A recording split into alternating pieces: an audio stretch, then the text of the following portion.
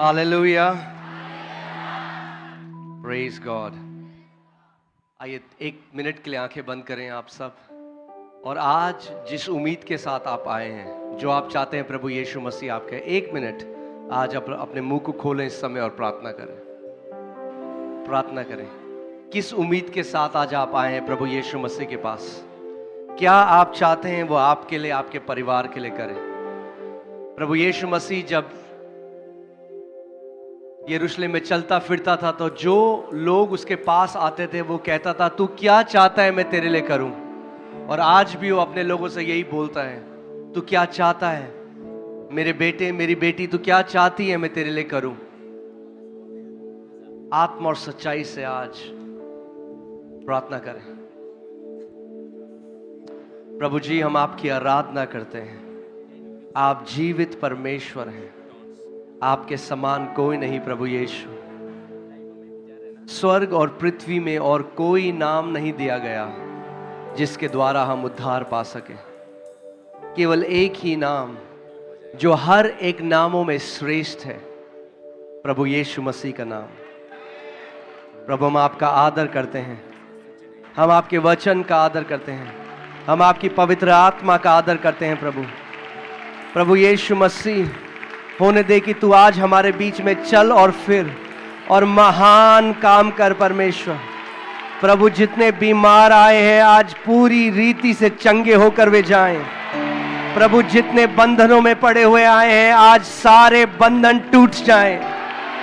प्रभु, जितने निराश आए हैं आज प्रभु तेरे हर्ष के तेल का अभिषेक तूने दे परमेश्वर।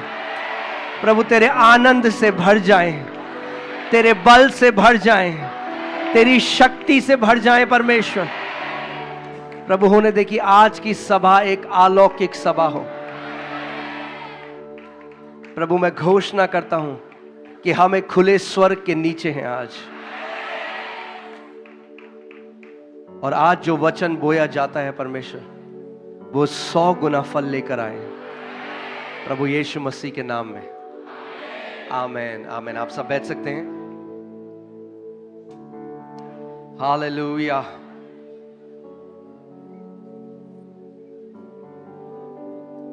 जल्दी से बैठ जाएं सारे लोग, जल्दी से जल्दी से जल्दी से। हालेलुया।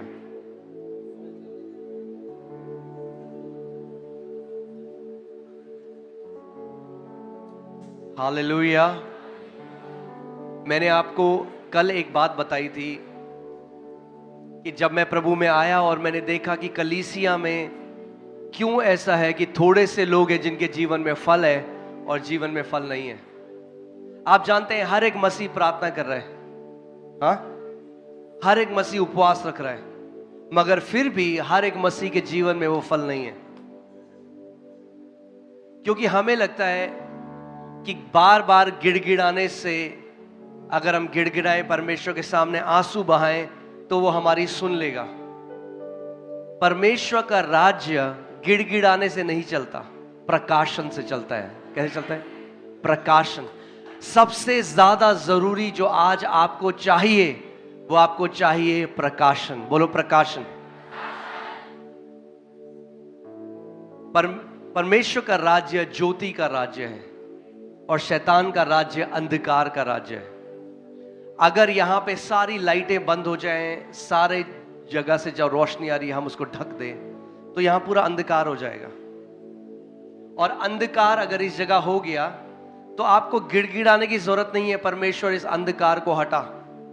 आपको भीख मांगने की जरूरत नहीं है। जैसे ही आप लाइट ऑन करोगे अंधकार चला जाएगा, क्योंकि अंधकार ज्योति के सामने खड़ा नहीं रह सकता। आमीन। कई लोग आज चिल्ला रहे हैं, रो रहे हैं, भीख मांग रहे हैं, बहुत कुछ कर रहे हैं, मगर अंधकार का जो प्रभाव है उनके जीवन में वो आज भी वैसा ही है। क्यों?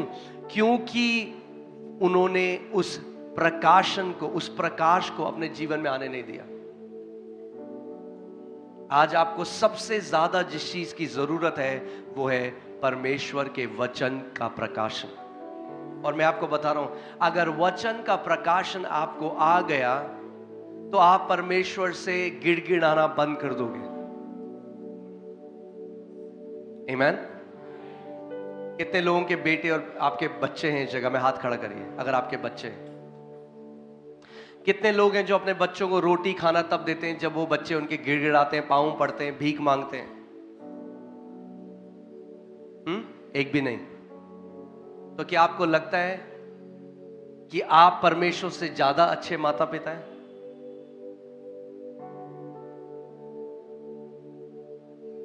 कितने लोग यहां पे हैं वो अपने बच्चों को कुछ सिखाने के लिए उनके अंदर बीमारी डाल देंगे, कैंसर डाल देंगे? है कोई यहां पे जो चाहेगा मेरा बच्चा बीमार हो जाए? तो क्या हम परमेश्वर से ज्यादा अच्छे माता पिता हैं? सबसे ज्यादा जरूरी हमें समझना है कि परमेश्वर पिता का हृदय कैसा है। मत्ती 11:27 में एक दिन मैं वचन पढ़ रहा था और उसमें प्रभु यीशु मसीह ने कहा, कोई पिता को नहीं जानता पुत्र के अलावा, कोई भी नहीं। और जब मैंने उस वचन को पढ़ा तो मैं रुक गया। मैंने कहा, प्रभु आप क्या कह रहे हो? इसका मतलब Ibrahim, Daniel, Elijah, Elisha, Jeremiah, ये सारे जो महान संत थे वो पिता को नहीं जानते थे, पिता के हृदय को नहीं जानते थे। क्योंकि इब्रानी 1 में लिखा है, उनको पिता का जो सत्य है उसके अंश का एक टुकड़ा दिया गया था। जब आप बाइबल पढ़ेंगे तो परमेश्वर ने अपने आप को हल्के हल्के करके मनुष्य जाति पे प्रकट किया।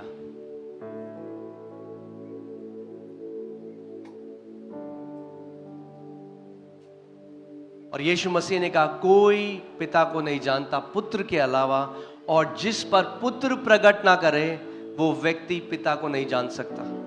अपनी आंखों को बंद करो एक समय और सच्चे मन से आज बोलो, प्रभु यीशु मसीह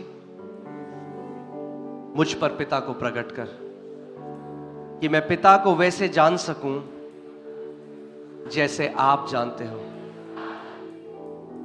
आमीन। आप आंखें खोल सकते हैं। अगर आप पिता को नहीं जानेंगे तो आप क्या करेंगे?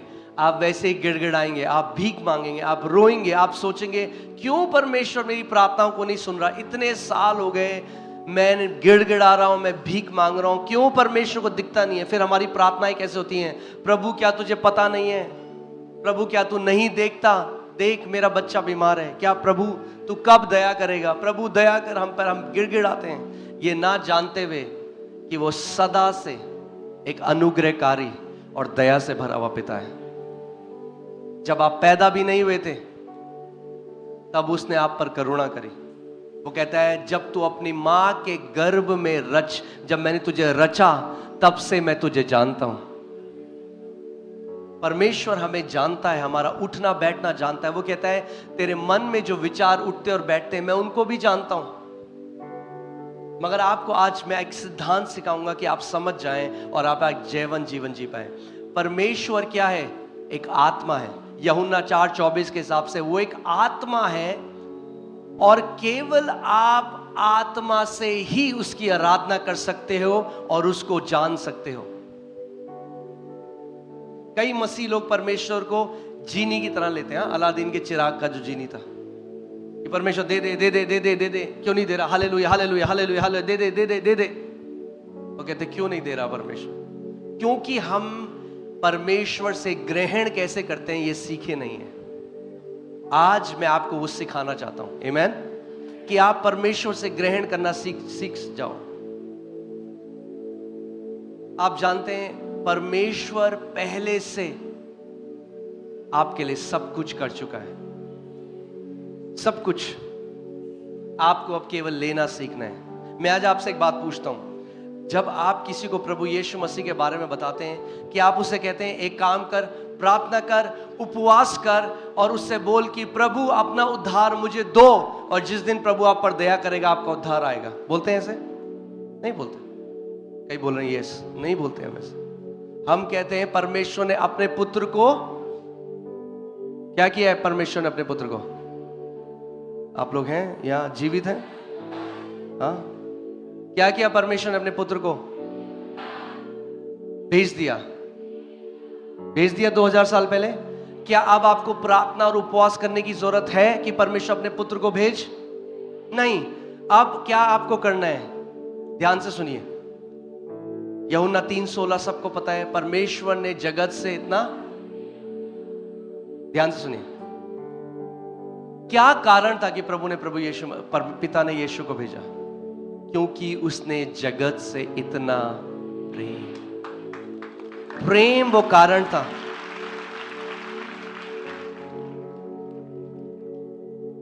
कई लोग कहते हैं प्रभु मैं नीच, मैं पापी, मैं कीड़ा हूं। अगर परमेश्वर आपको नीच, पापी, कीड़ा देखता तो अपने पुत्र को आपके लिए ना भेजता। क्योंकि हर एक चीज की कीमत कैसे पता चलती है? मेरे पास ये फोन है, इसकी कीमत कैसे? जब मैंने इसकी कीमत दी, जितना उसकी बदले में आपको देना पड़ता है, उससे उस चीज की कीमत पता चलती है। आमीन। सो फोन 2000 रुपए का भी आता है, एक आईफोन है आज 1.5 लाख 2 लाख का भी आता है। मगर क्यों आज लोग 1.5 लाख 2 लाख देने को तैयार हैं? क्योंकि उस फोन की कीमत उतनी है।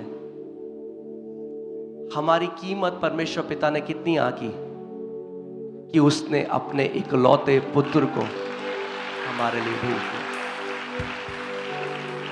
उसने आपको कीमती जाना, पहले से कचरा, कूड़ा, कीड़ा नहीं देखा। देखा ये मेरे बच्चे हैं जो नाश हो रहे हैं और मैं इनको बचाना चाहता हूं और इनके लिए मैं सबसे बड़ी कीमत चुकाऊंगा। मेरे पास जो सबसे कीमती चीज है, मैं अपने इकलौते पुत्र को इनके लिए दूंगा। बोलो, मैं पिता की नजर में कीमती हूं। एक मैं बताता हूं, मसीहों को एक चीज से डिलीवरेंस चाहिए, फॉल्स ह्यूमिलिटी से, झूठी नम्रता से। हमें पता क्या लगता है अगर हम ऐसी प्रार्थना करें, ओ प्रभु जी मैं कुछ नहीं, मैं नाली का कीड़ा हूं प्रभु, तो हमें लगता है परमेश्वर पिता कहेगा वाह कितना बढ़िया है मेरा। आप सोचो, आप घर जाओ और आपके बच्चे बोल रहे हैं पापा मैं नाली का कीड़ा हूं, आपको कैसा लगेगा? आपका बच्चा अगर ऐसा बोलेगा, कहेगा क्या कह रहा है, नाली का कीड़ा है, मुझसे पैदा हुआ है तू। जितनों ने उसे ग्रहण किया, उसने उन्हें परमेश्वर की संतान होने का अधिकार दिया। परमेश्वर से उत्पन्न होके ऐसी प्रार्थना करके उसका आदर नहीं, उसका निरादर करते हो आप। बंद कर दो ये प्रार्थनाएं करना। अपने आप को वैसा देखो जैसा पिता आपको देखता है। बोलना शुरू करो, प्रभु मैं तेरे लहू से धुला हुआ हूं इसलिए धर्मी हूं। प्रभु मैं तुझसे उत्पन्न हुआ हूं इसलिए आज तेरा बेटा और बेटी हूं। पुराने नियम में साल में एक बार होता था ढांपे जाने का दिन। क्या होता था? डे ऑफ अटोनमेंट, ढांपे जाने का दिन, जिसमें परमेश्वर अपनी पूरी प्रजा के जो पाप हैं उनको ढांप देता था कुछ समय के लिए, अगले साल दोबारा करना पड़ता था। और सारे इजरायलियों में एक महायाजक को चुना जाता था, और वो जो महायाजक था, जब ढांपे जाने का दिन था, जो अति पवित्र स्थान था, वहां डरते और कांपते हुए जाता था, डरते और कांपते हुए।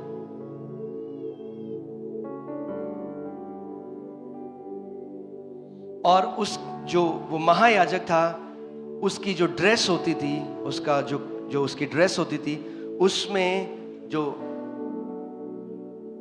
घुंघरू टाइप के जो आवाज आती है, उसके बगल में अनार को टांगा होता था कि जब तक वो परमेश्वर की आराधना करता था वो आवाज आती थी, और अगर उसके जीवन में कुछ पाप होता था तो वही मर जाता था, तो रस्सी से उसको बाहर खींचते थे। महायाजक मर गया, इसीलिए महायाजक भी डरते और कांपते हुए जाता था उस अति पवित्र स्थान में। मगर जब प्रभु यीशु मसीह हमारे लिए आया, उसने लहू को बहाया, वो मारा गया, गाड़ा गया और तीसरे दिन मुर्दों में से जी उठा। सब कुछ बदल गया, सब कुछ बदल गया। अब हम डरते और कांपते हुए अपने पिता की उपस्थिति में नहीं जाते। अब परमेश्वर का वचन कहता है, ही आओ, उससे उस अति पवित्र स्थान में आओ, डरते और कांपते हुए नहीं, बोल्डली एंटर, हियाव से तुम जाओ, क्योंकि जो सिंहासन में बैठा है वो आपका बाप है। हालेलुया, वो आपका पिता है। आज एक बच्चा अपने पिता के पास कैसे जाता है? आज चाहे मैं किसी भी मीटिंग में हूं, सारे पास्टर्स बैठे हैं या कोई और बहुत इंपॉर्टेंट लोग बैठे हैं, मेरे बच्चों को कोई परवाह नहीं है, वो आते हैं, भाग के मेरी गोदी में बैठ जाते हैं। क्यों? क्योंकि वो मेरे बच्चे हैं। परमेश्वर आज चाहता है आप इस हियाव, जब प्रार्थना करो इस हियाव से जाओ, मैं अपने पिता से बात करने के लिए जा रहा हूं। आमीन। आज प्रभु यीशु मसीह हमारा उदाहरण है। उसने कैसे प्रार्थना करी? उसने हमें सिखाया। लाजरस को जिंदा करने जा रहे हैं और वो प्रार्थना कर रहे हैं, हे पिता, मैं तेरा धन्यवाद करता हूं कि तू हमेशा मेरी सुनता है। ये एक पुत्र की प्रार्थना है। कई बार हम कहे, ओ पास्टर जी, प्रभु हमारी प्रार्थना नहीं सुनता, आप प्रार्थना कर दो। मैं हमेशा अपने लोगों को बोलता हूं जो कहते हैं हमारी प्रार्थना नहीं सुनता, मैं कहता हूं क्यों? तुम गोद लिए हुए हो? जैसा कोई पास्टर या प्रभु का दास उसका बेटा और बेटी है, वैसे ही आप भी उसके बेटे और बेटी हो। नए नियम में केवल एक ही मध्यस्थ है, जो है यीशु मसीह, और उसने लहू बहाया, आपको शुद्ध कर दिया कि अब हियाव से आप उस अति पवित्र स्थान में जा सको, उस अनुग्रह के सिंहासन में जा सको और आप बोलो, मेरे पापा, माय डैडी, माय फादर। आमीन। परमेश्वर बड़े शब्दों से इंप्रेस नहीं होता। सुन रहे हो? जब मैंने नया नया जन्म पाया तो हम लोग मिलकर ऐसे गोले में बैठ के प्रार्थना करते थे। तो मेरी बारी आने वाली है, तो मैं सोच रहा हूं कुछ ऐसी प्रार्थना करूं कि मतलब लोग बोले, वाह क्या खतरनाक प्रार्थना करता है। हाँ, आप हंस रहे हैं क्योंकि हम सब ने ऐसा किया है। कुछ ऐसा भारी भरकम बोलूं कि लोग बोले वाह। तो जब मेरे पास आने वाला था तो मैंने सोचा था मैं ऐसे बोलूंगा, ए महान यहोवा, ओ स्वर्ग और पृथ्वी के मालिक, ओ सारी वायु को पकड़ने वाले, जो भी था, मतलब ना दिमाग में एक बनाया था। तब तक क्या हुआ कि जो सारे वचन मैंने सोचे थे वो मेरे पहले वाले बंदे ने बोल दिए। अब मैं सोच रहा हूं मैं क्या प्रार्थना करूं। और अचानक पवित्र आत्मा ने मुझसे बात करी और कहा, तू ये क्या कर रहा है? तू क्यों कपटियों की तरह प्रार्थना करना चाहता है? तू मुझसे वैसे बात कर जैसे तू बाकी सबसे बात करता है।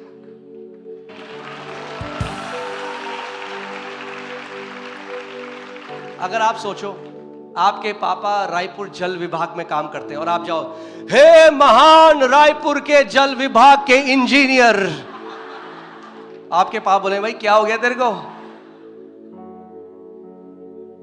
हाँ, परमेश्वर के कितने नाम थे?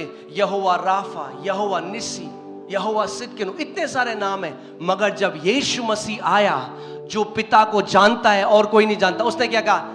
ऐसे प्रार्थना करो, मेरे अब्बा, मेरे पापा, माय डैडी। और आप जानते हैं जो अब्बा शब्द है वो है बिलवेड फादर, मेरे प्यारे पापा, मेरे डैडी।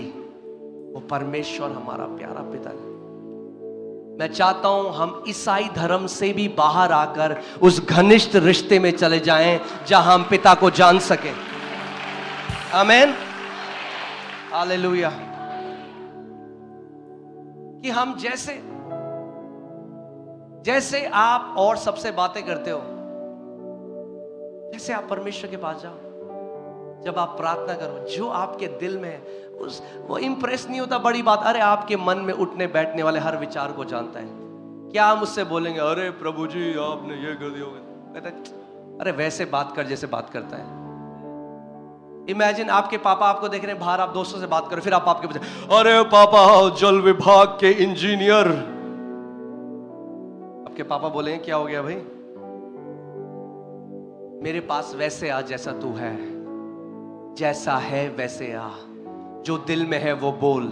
ये सच्ची प्रार्थना है। सच्ची प्रार्थना यहां से नहीं आती, यहां से आती है। आमीन।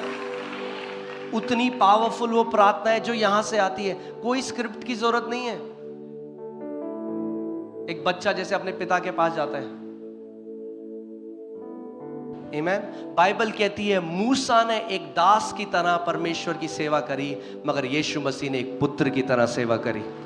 आपको चुनना है कि आप एक दास की तरह, एक नौकर की तरह सेवा करोगे या एक पुत्र की। हाँ, हम सेवा करते हैं परमेश्वर की, परमेश्वर के दास कहलाते हैं, मगर हम दास हैं, मगर उससे पहले हम पुत्र हैं। हम पुत्र की तरह सेवा करते हैं। और एक पुत्र, जानते हैं पुत्र के पास क्या होता है? हियाव होता है। क्या होता है एक पुत्र के पास? हियाव होता है, क्योंकि वो जानता है मैं परमेश्वर का बेटा और बेटी हूं। क्या आप परमेश्वर के बेटे और बेटी हैं? एक बार मैं प्रार्थना कर रहा था इब्राहिम की तरह। मैंने प्रभु से एक सवाल पूछा। मैंने कहा प्रभु एक और सवाल आपसे पूछना, प्रभु बुरा मत मानना, पर प्रभु एक और, प्रभु एक और। प्रभु ने कहा तू क्यों इब्राहिम की तरह मुझसे बात कर रहा है? इब्राहिम के पास वो प्रिविलेज नहीं था जो हमारे पास था। आप जानते हैं जब आप स्वर्ग, हम मूसा के बारे में पढ़ते हैं और एलिया के बारे में पढ़ते हैं, और आप सोचते हैं हो जब मैं स्वर्ग जाऊंगा मैं इन महान संतों से मिलूंगा और मैं कहूंगा मूसा कैसा था जब लाल समंदर दो भाग हो गया। और आप जानते हैं मूसा आपसे क्या कहेगा? मूसा कहेगा वो तो बहुत बढ़िया था, मगर मुझे ये बताओ कैसा था जब परमेश्वर स्वयं तुम्हारे अंदर रहने के लिए आ गया। वो कैसा था जब उसने तुम्हें पवित्र आत्मा का मंदिर बना दिया? क्योंकि हमारे पास वो प्रिविलेज नहीं था जो नए नियम में तुम संतों के पास प्रिविलेज था। आमीन। अरे मूसा ने एक गलती करी और पिता ने कहा अब तू नहीं जा सकता वाचा के, अब तू कनान में नहीं जा सकता। क्यों? क्योंकि एक मालिक और नौकर का जो रिश्ता, मैं आपको पता है पूरा अलग वचन सोच के आया था, पूरा अलग, मगर आत्मा आज भी कलीसिया से बातें करता है। आमीन। एक दास और मालिक का जो रिश्ता है उसकी नींव विश्वास योग्यता है। आपका एक नौकर है 30 साल से आपके घर में है और आप बोलते हैं अरे इसके जैसा वफादार कोई और नहीं है। 30 साल से आप कहते हो मेरा सबसे वफादार नौकर है ये, और 30 साल बाद आप एक बार घर जाते हो और देखते हो तिजोरी में से गहने चुरा रहा है, रखोगे उसे घर में? 30 साल से था आपके साथ, रखोगे? नहीं, क्योंकि जहां वो विश्वास योग्य नहीं रहा, वफादार नहीं रहा, मालिक और नौकर का रिश्ता टूट जाता है।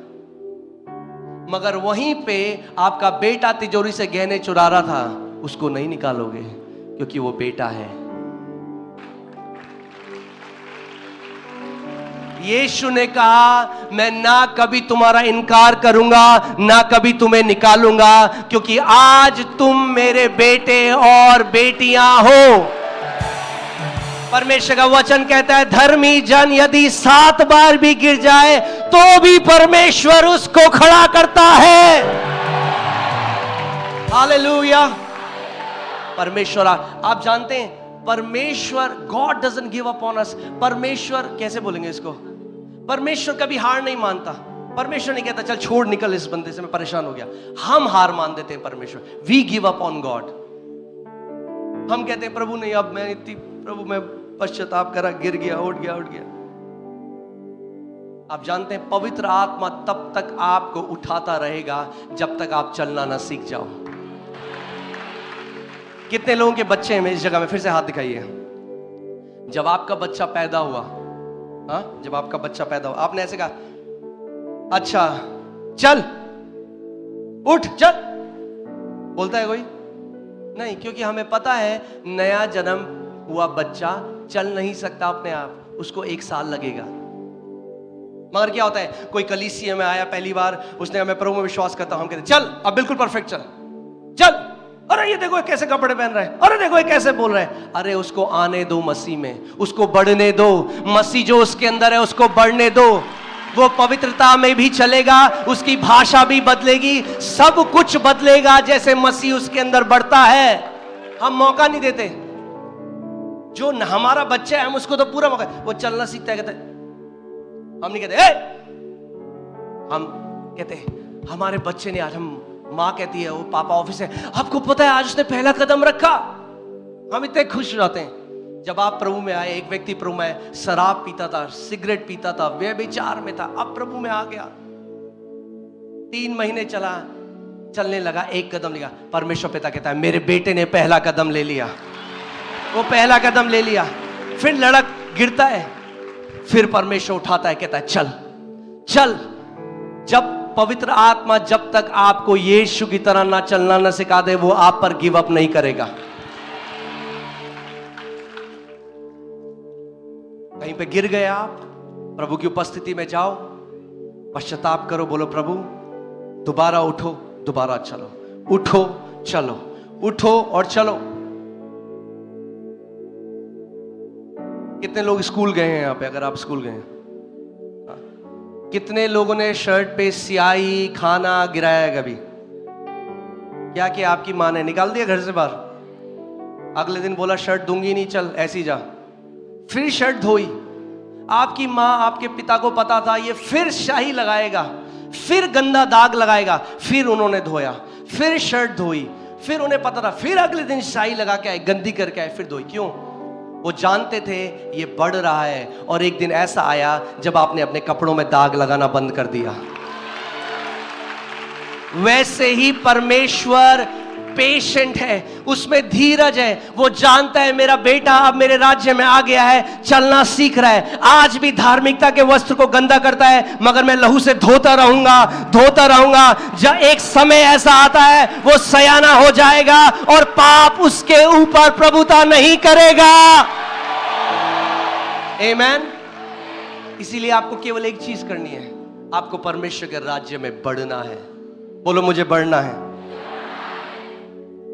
परमेश्वर के डील डॉल में यीशु की तरह चलना सीखना है। हालेलुया। परमेश्वर आप पर गिव अप नहीं करेगा।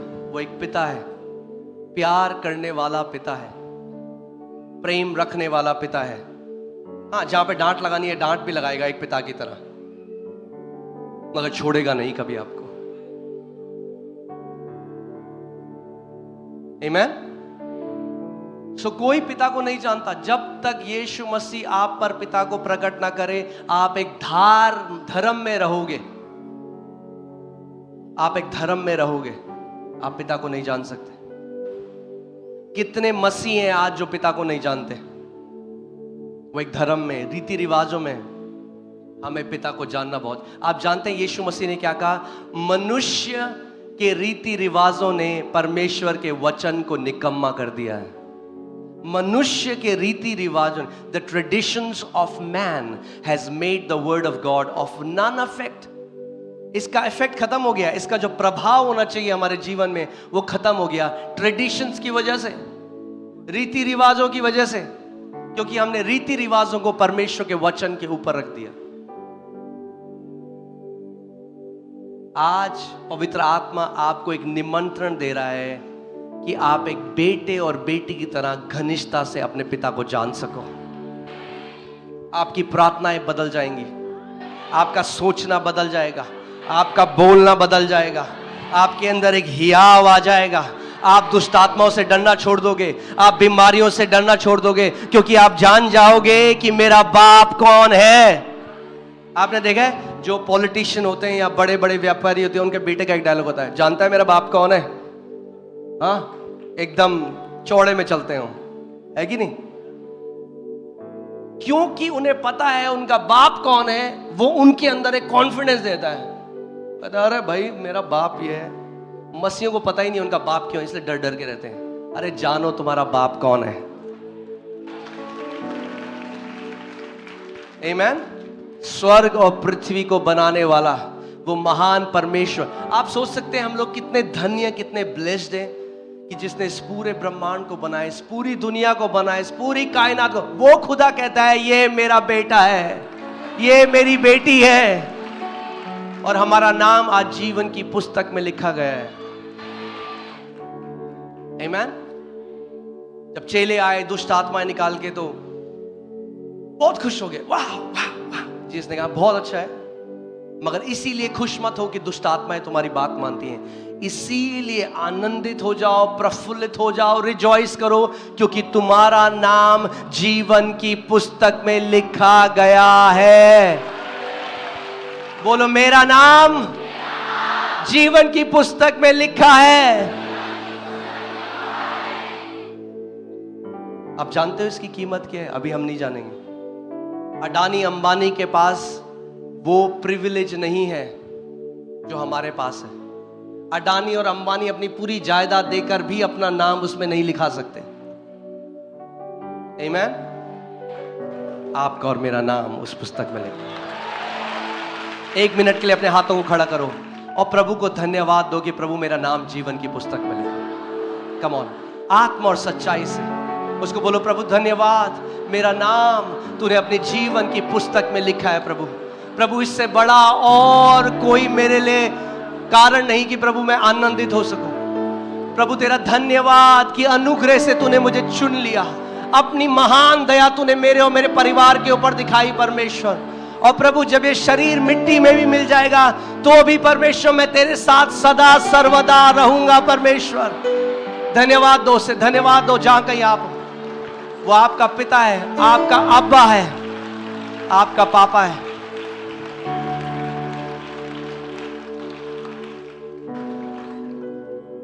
हालेलुया। क्योंकि हम नहीं जानते कि परमेश्वर एक अच्छा पिता है, इसीलिए हम ये सब बातें कहते हैं। वो हमारी नहीं सुनता तो हमें क्या लगता है, हमें गिड़गिड़ाना पड़ेगा।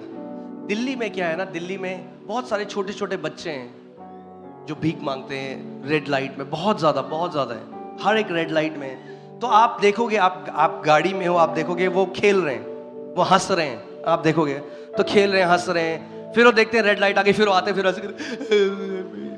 वो क्यों ऐसा कर रहे हैं? क्योंकि उन्हें लग रहा है, उन्हें आपके अंदर अगर दया प्रोड्यूस करनी है तो उनको ऐसे आपके पास आना पड़ेगा। ऐसे ही कई मसीह लोग भी सोचते हैं मुझे ऐसे प्रार्थना करनी पड़ेगी। हमें लगता है हमें वो परमेश्वर का इमोशन, दया का, वो स्टर करना पड़ेगा। प्रभु, अरे आप भिखारी नहीं हो, बेटे और बेटियां हो। बेटे और बेटियां हो। बेटे और बेटियां ऐसे नहीं जाते अपने बाप के, वो कहते हैं पापा स्कूल की फीस भरनी है, मम्मी खाना दे दो भूख लगी है। हियाव के साथ मांगते हैं। आमीन। उसने कहा जब प्रार्थना करो तो बोलो, पिता आज की रोटी मुझे दे। और आप जब उसको मूल शब्द में लिखेंगे, वहां लिखा है एक जो बच्चा है वो डिमांड करता है। क्या करता है? डिमांड करता है, क्योंकि वो पता है वो बच्चा है। और आप जानते हैं रोटी, यीशु मसीह ने कहा चंगाई मेरे बच्चों की रोटी है। आप डिमांड कर सकते हो अपनी चंगाई परमेश्वर से। आमीन। कितने लोग समझ रहे हैं मेरी बात को?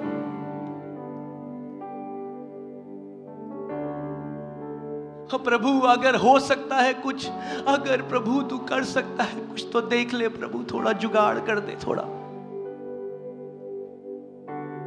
यीशु ने कहा, हे पिता मैं तेरा धन्यवाद करता हूं कि तू हमेशा मेरी सुनता है। यह है एक बेटे की प्रार्थना।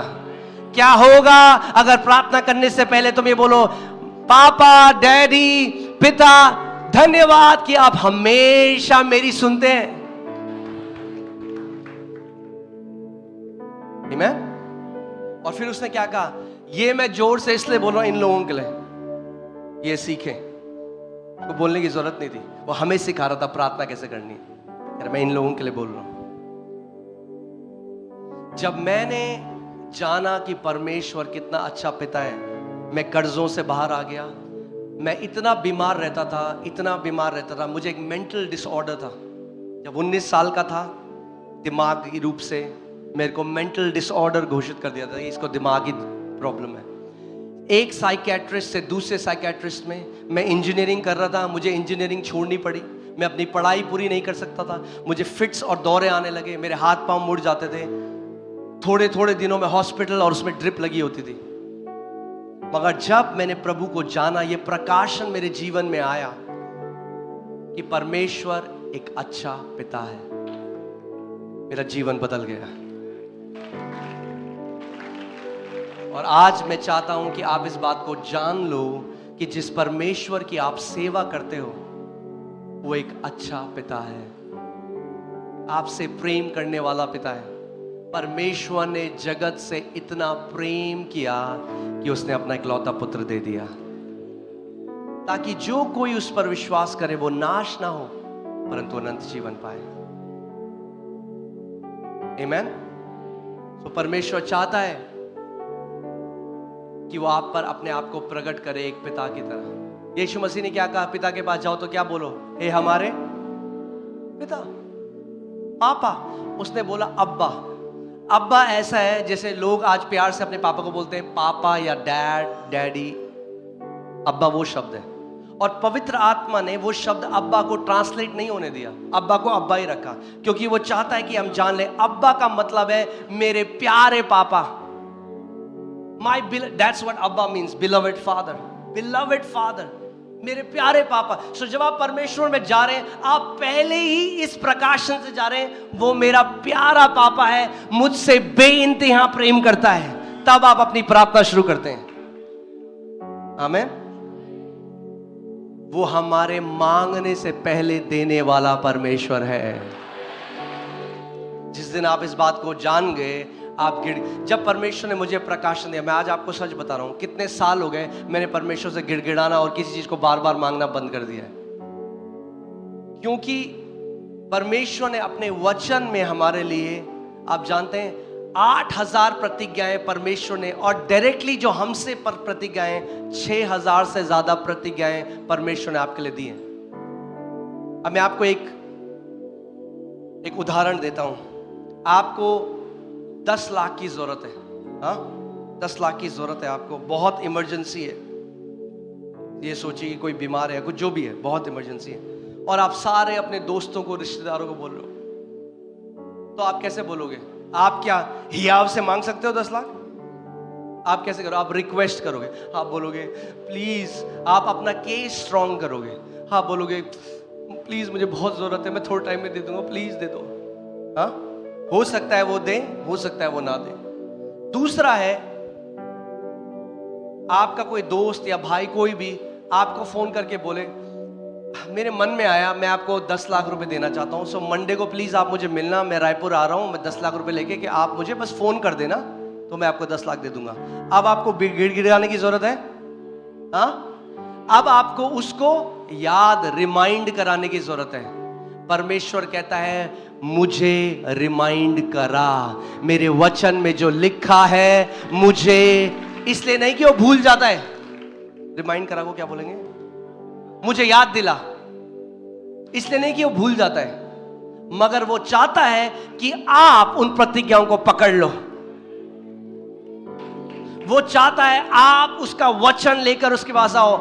पापा आपका वचन कहता है, आपका वचन कहता है, मैं आपके वचन में खड़ा हूं। अगर आप वचन पे खड़े होने वाले मसीह हो गए, आंधी आए, तूफान आए, दुनिया में कुछ भी आए, आप अड़िग हो जाओगे।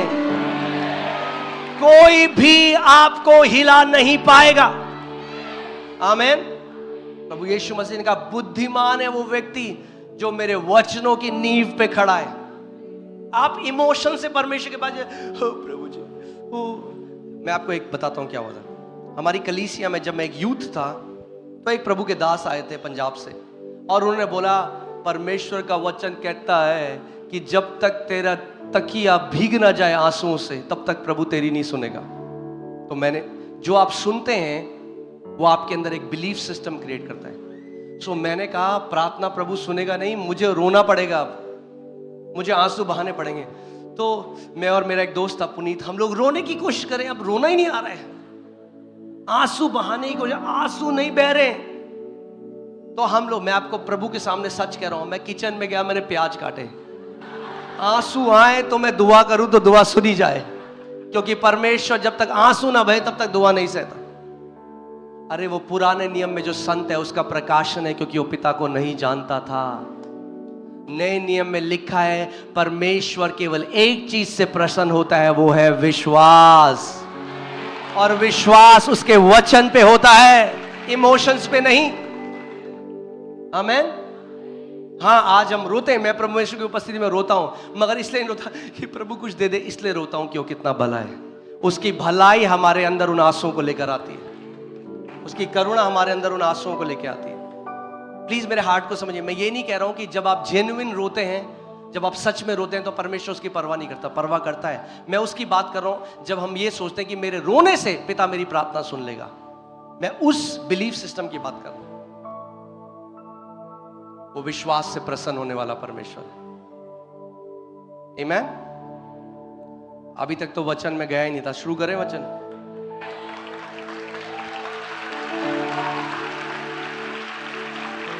आमीन। ये आज का ये सुबह का सेशन जो है बाइबल कॉलेज है, ठीक है। आमीन। आज का वचन आपके अंदर एक बिलीफ सिस्टम क्रिएट करेगा विक्टोरियस होने के लिए, जयवंत होने के लिए। जब ये वचन आपके अंदर जाएगा, आप जानते हैं जो मसीह विश्वास की आत्मा को पकड़ लेते हैं, उनमें और अलग मसीह वो अलग दिखते हैं, उनकी बातें अलग होती हैं। क्यों?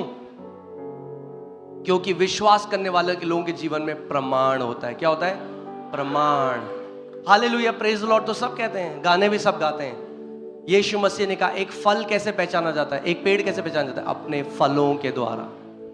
और ये उसकी इच्छा है कि आप फलों से लदा हुआ एक पेड़ हो। हालेलुया। ओके, आप वचन की तरफ चलते हैं, ठीक है। बस सहमत? अगर आप भजन संहिता 11 का 3 पढ़ दें, भजन संहिता 11 का 3। यदि नींवें ढा दी जाएं, यदि नींवें ढा दी जाएं, तो धर्मी क्या कर सकता है? तो धर्मी क्या कर सकता है? मैंने आज आपको क्या बताया? हम लोग, कितने लोग जानते हैं कि आप धर्मी हो? कि जो लोग धर्मी हो अपने हाथ उठाएं। हाँ, अब सुनो फिर से, जितने लोग धर्मी हैं हाथ उठाओ। अब मेरी बात ध्यान से सुनो। या तो आप धर्मी हो या तो आप पापी हो। आप धर्मी पापी नहीं हो। धर्मी पापी जैसी कोई चीज नहीं होती। या तो दिन है या तो रात है, या तो पापी हो या तो धर्मी हो। कई लोग हैं जिनको यीशु मसीह पे आ गए, महाराज भी बात, ओ प्रभु जी मैं पापी हूं, और सारे स्वर्गदूत स्वर्ग में करते हैं। अरे भैया, धर्मी हो गए तो पापी कैसे हो आप? कितने लोग मेरी बात को समझ रहे हैं? या तो धर्मी हो या तो पापी हो। धर्मी पापी नहीं हो। या तो ब्लेस्ड हो या तो कर्स्ड हो। आशीषित श्रापित नहीं हो। या तो श्रापित हो या तो आशीषित हो। एक चीज हो सकती है राज्य में। आमीन। धर्मी पापी नहीं हो। एक बात बताओ, हम लोगों को क्या बताते हैं कि मनुष्य के अच्छे कर्म कैसे हैं? कैसे हैं? फटे पुराने चिथड़े। यानी अच्छे कर्मों से कोई उद्धार नहीं पा सकता, हम बोलते हैं हम। तो यानी जो लोग बाहर पापी है, एक वो कितने भी अच्छे काम कर ले, धर्मी नहीं बन सकता, है कि नहीं? क्योंकि यीशु मसीह का बलिदान ही उसे धर्मी बनाता है। एक पापी है, बहुत दान करता है, सब कुछ करता है, वो कहता है मैं स्वर्ग जाऊंगा। आप क्या बोलोगे? नहीं जा सकते। परमेश्वर की धार्मिकता कमाई नहीं जा सकती। तो हम कहते हैं भाई आपको पापों से क्षमा कैसे मिलेगी? हम कैसे बोलते, कैसे मिलेगी? यीशु से, लहू से जब आप धोए जाओगे तो आप धर्मी। एक बार बंदा धर्मी बन गया, अब हम कहते हैं चल अब अगर तूने कुछ गलत किया तो तू पापी हो जाएगा। अरे ये कैसा सुसमाचार है भाई? जैसे मेरा नया जन्म हुआ वैसे ही मैं अंत तक भी चलूंगा। विश्वास से अनुग्रह के द्वारा मेरा नया जन्म हुआ, विश्वास से अनुग्रह के द्वारा मैं स्वर्ग में प्रवेश करूंगा। यीशु का लहू ने मुझे धर्मी बनाया, यीशु का लहू मुझे धर्मी रखता है अंत तक। यीशु के लहू ने, हम लोगों को बोलते हैं यीशु के लहू ने तुम्हें धर्मी बना दिया, अब तुम अपने कर्मों से चलो। वो ऐसा है कि यीशु मसीह ने डाउन पेमेंट दे दी घर की, किस्तें तुम्हें चुकानी पड़ेंगी। किस्तें नहीं चुका पाए तो बैंक आएगा और ले जाएगा घर। अरे डाउन पेमेंट नहीं दिया, उद्धार डाउन पेमेंट नहीं है। उद्धार है, परमेश्वर ने सब कुछ आपके लिए कर दिया। सेत बेत में आपको धर्मी ठहरा दिया। और उसका वचन कहता है जिसको परमेश्वर ने धर्मी कह दिया उस पर कौन दोष लगा सकता है? आमीन। जब परमेश्वर ने धर्मी कह दिया तो बोलो मैं धर्मी हूं। आज के बाद मत करना है पापा, प्रभु मैं पापी हूं। और पिता कह रहे कौन है? मैं तो जानता नहीं उसे।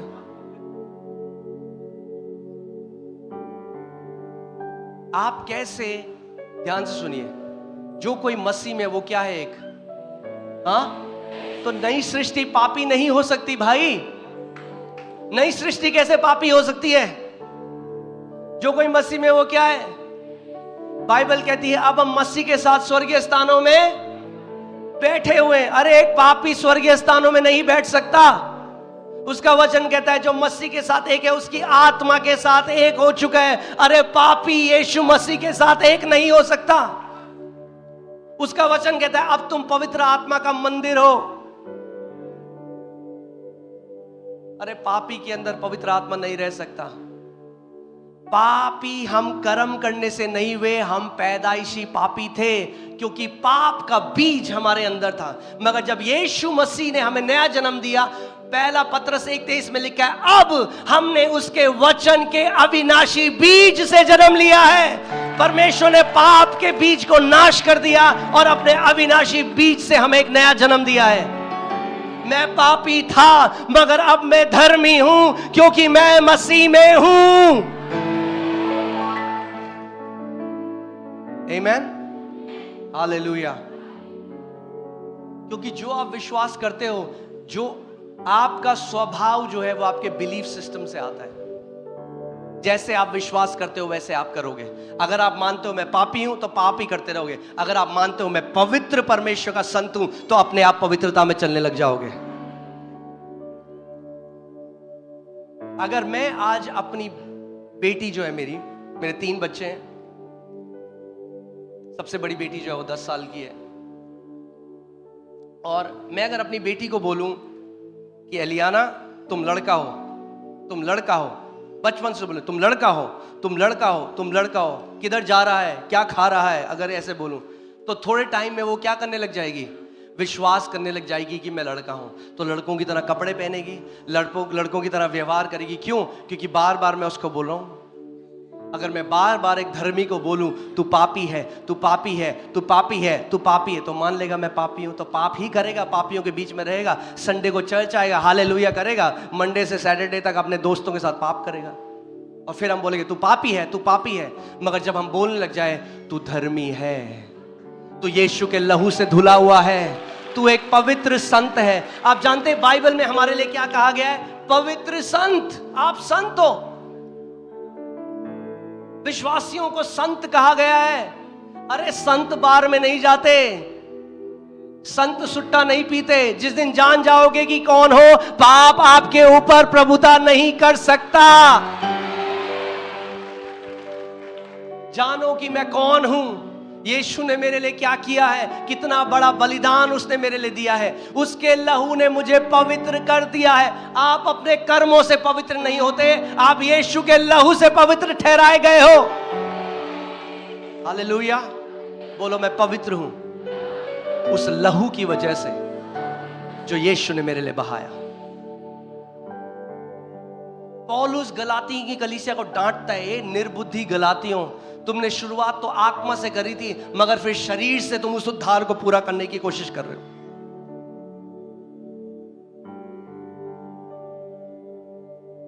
अगर परमेश्वर स्वर्ग में आपसे पूछे, अगर आप स्वर्ग जाओ और दरवाजे में परमेश्वर खड़ा है, बोले मैं तेरे को क्यों अंदर आने दूं?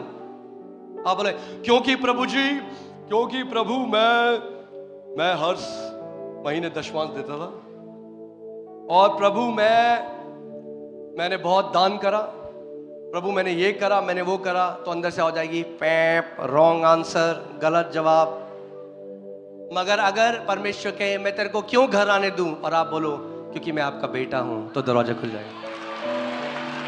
वचन में लिखा है एक दास सदा घर में वास नहीं कर सकता, मगर एक पुत्र सदा घर में वास करता है। हालेलुया। अगर आप पुत्र हो तो स्वर्ग के दरवाजे आपके लिए खुले हैं, क्योंकि आप पुत्र हो, क्योंकि आपका भरोसा आज मैं उपवास रखता हूं, मैं प्रार्थना करता हूं, मैं प्रार्थना का जीवन जीता हूं, मैं पवित्रता में जीता हूं, मगर मेरा भरोसा फिर भी ना अपने उपवास में है ना अपनी प्रार्थनाओं में। मेरा भरोसा उसके अनुग्रह में जो उसने मुझ पर करा। उसने मुझे चुना, और बाइबल कहती है जिस परमेश्वर ने ये भला काम तुम्हारे जीवन में शुरू करा है, अब तुम उसको पूरा करो। ये ऐसे कहती है, जिसने शुरू करा वो ही पूरा भी करेगा। जिसने तुम्हें पवित्र ठहराया वो ही तुम्हें पवित्रता में लेकर भी जाएगा। जिसने तुम्हें धर्मी ठहराया वही तुम्हें धार्मिकता के मार्ग में लेकर भी जाएगा। मेरा छोटा, जो सबसे छोटा बेटा है जूडा, वो अभी 17 महीने का है। तो कुछ अगर करना होता है, मैं कहता हूं तो ढक्कन खोलने की कोशिश कर रहा है, कह रहा मैं करूंगा। ऐसे हम भी करते हैं परमेश्वर, अरे धर्मी ठहरा दिया आप, जरा अब मैं करता हूं। प्रभु बताओ, 40 दिन उपवास करके सब कर लूंगा मैं। फिर करते हैं नहीं, जब थक जाते हैं कहते हैं प्रभु अब तू कर। तो फिर वो मेरे को दे देता है, मैं कहता हूं मैं खोलता हूं।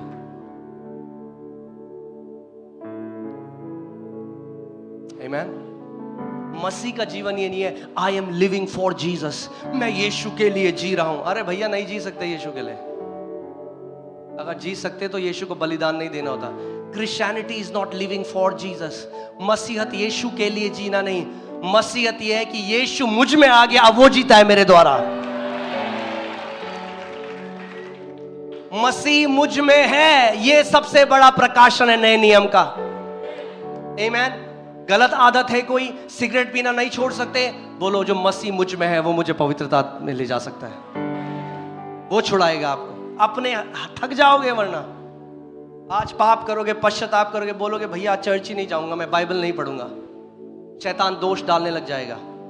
मसीह को बोलो जो मसीह मेरे अंदर है, उस बोलो जो मसीह मेरे अंदर है वो सब कुछ कर सकता है। कहां है मसीह?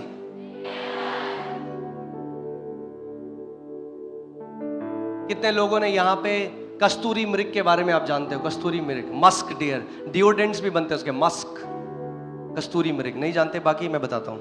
वो एक ऐसा मृग है, ऐसी हिरनी है जिसके अंदर एक थैली होती है जिससे खुशबू आती है। तो सूंघती है, कहां से आ रही है खुशबू? जिंदगी भर भटकती है, गलियों में जंगलों में जाती है, ढूंढते खुशबू कहां से आ रही है। खुशबू कहां से आ रही थी? उसके अंदर से आ रही थी। ऐसे ही कितने मसीह हैं, ढूंढ रहे हैं, भटक रहे हैं हर जगह, नहीं जानते वो मसीह जो महिमा की आशा है वो उनके अंदर रहता है। अरे वो मसीह आपके अंदर रहता है। आमीन। उस मसीह को पहचानो जो आपके अंदर है। अनुग्रह क्या है आप जानते हैं? रोमियो की पुस्तक में लिखा है, जो मनुष्य नहीं कर सका वो परमेश्वर ने अपने पुत्र को भेजकर किया। जो मनुष्य नहीं कर सकता था, आप नहीं कर सकते। मैं आपको बता रहा हूं, आप पवित्रता में नहीं जी सकते जब तक मसीह के द्वारा नहीं। वरना पता है करोगे, एक हम लोग चोगा पहन लेंगे और हम बाकियों को दिखाएंगे मैं पवित्र हूं, खुद जाके पाप करेंगे। क्योंकि बाइबल कहती है पाप की जो स्ट्रेंथ है, पाप का जो बल है वो व्यवस्था है। वो क्या है? व्यवस्था है। व्यवस्था के द्वारा जियोगे तो हिपोक्रेट बन जाओगे, छुप के पाप करोगे, बाकियों को बोलेगा। मेरा एक दोस्त है, उसके पापा एक पास्टर है, वो एक बार मेरे पास है, उसका दिल टूट गया। कह रहा मेरे पापा सबको बोलते हैं कि गुटखा मत खा, छुप के खुद खाते हैं। मैं आपको सच्चाई बता रहा हूं। ये क्यों ऐसा होता है? जब हम मसीह के द्वारा नहीं जिएंगे, हम पाप के ऊपर प्रभुता नहीं कर सकते। अगर एक मैं शराबी को बोलूं, ए क्यों पी रहा है शराब, मत पी शराब, वो कहेगा हाँ जी मैं नहीं पीना चाहता, मगर मैं नहीं कर सकता, मैं तो नहीं पीना चाहता हूं। केवल एक पापी को बोल के पाप मत कर उत्तर नहीं है इसका। प्रभु जानता है बाहर से बोलकर पाप मत कर वो नहीं ठीक होगा। प्रभु कहता है मैं इसके अंदर जाऊंगा और इसके अंदर से इसके मनों को, इसकी इच्छाओं को बदल दूंगा। इसीलिए परमेश्वर का वचन नए नियम में क्या कहता है? वो हमारे हृदय की पट्टिकों में क्या करता है? अपनी व्यवस्था को लिखता है। बाहर से नहीं, अंदर से हमें कंट्रोल करता है। हमारी आंखों को, बेटा ये मत देख, ये मत सुन। जब मैं मसीह में आया, मेरे सारे दोस्त थे, मैं एक रॉक बैंड में था, बहुत इतने लंबे बाल थे, यहां जीन्स पहनता था, जेब इतनी लंबी, इतने लंबे बाल, मेरा अपने पिता के साथ बहुत बुरा रिश्ता था, बहुत। मेरे पापा कुछ भी कहते थे, मैं जाता था गुस्से में, लात मार के दरवाजे में घर से बाहर, और इतनी लातें मारी कि एक दिन दरवाजा ही गिर गया। गुस्सा, अपने पिता का आदर नहीं करता था, अपने माता पिता का कोई आदर नहीं करता था। सिखाया गया था हमें हमारे धर्म में भी माता पिता का आदर करना है, मगर मैंने क्या कहा, व्यवस्था से आप नहीं कर सकते। मगर जब मैं मसीह में आया और मैं ये जानने लगा कि प्रभु मुझसे कितना प्यार करता है और मैं भी उससे प्यार करने लगा, और एक दिन मुझे याद है, मैं अपने कमरे में घंटों अन्य भाषा में प्रार्थना कर रहा था, और प्रार्थना करते करते मैंने देखा कि प्रभु यीशु मसीह मेरे कमरे में आए। मैंने उनके चरणों को देखा और मैं फूट फूट के रोने लगा। मैंने उनके पाँव को पकड़ा और मैं रोता रहा, और मेरे आंसू उनके पाँव पे गिर रहे थे। और मुझे अचानक आत्मा में ऐसा लगा जैसे मैं वो औरत बन गया जिसने जटामासी का जो इत्र था उसके पाँव में डाला। मुझे ऐसा लगा मेरे बाल लंबे हो गए और मैं उनके बाल, अपने बाल से उनके पाँव को पोंछ रहा था।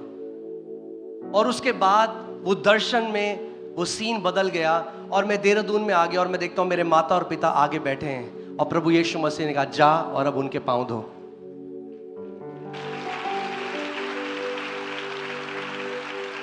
और उस दिन से मैंने जाना कि अपने माता पिता का आदर करना कितना जरूरी। मैं सारे यंग लोग, बच्चों को बोलता हूं, अगर जिंदगी में बढ़ना चाहते हो, वहां पहुंचना चाहते हो जहां आपकी डिग्री, आपका टैलेंट, आपका गिफ्ट नहीं ले जा सकता, माता पिता, अपने अगुओं का, माता पिता का, पास्टरों का आदर करना शुरू करो।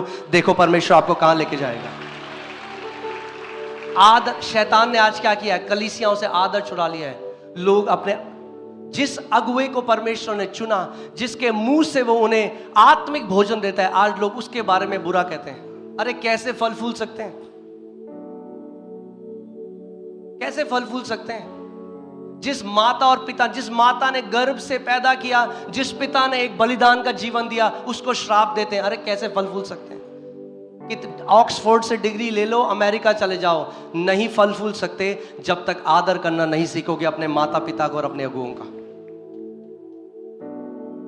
मगर किसने सिखाया मुझे ये? यीशु मसीह।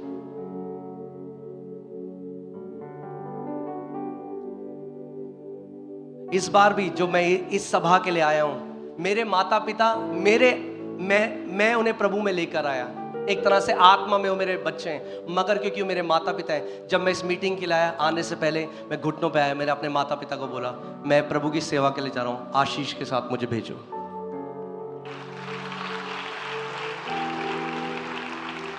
मैं आपको बता रहा हूं, आदर आपको वहां लेकर जाएगा, पहाड़ की चोटी में रख देगा। और आप जानते हैं कितने लोग यहां लंबा जीना चाहते हैं?